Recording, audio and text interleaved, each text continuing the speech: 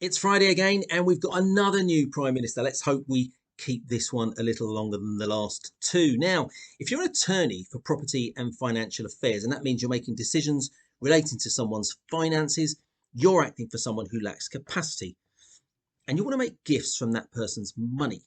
What does the law allow you to do? I'm Nino Cafaro, I'm a solicitor, and I'm going to talk you through this minefield so as an attorney you don't exceed your powers and get into a spot of bother.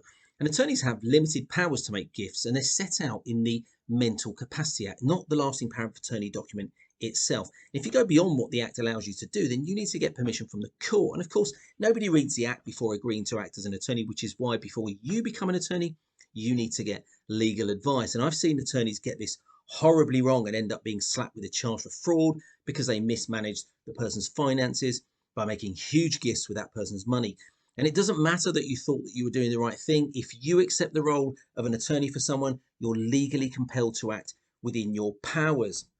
So what are those powers when it comes to making gifts? Well, you can make gifts on customary occasions. That means birthdays, marriage, to people, including yourself, who are related to the person you're the attorney for.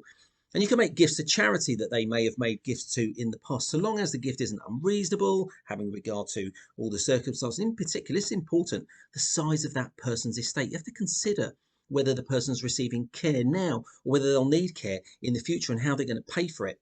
And I've seen examples of people giving money away to try and reduce the assets in order to avoid paying care fees in the future. And in the words of Julia Roberts, big mistake. When you're caught, you're going to have to pay the money back.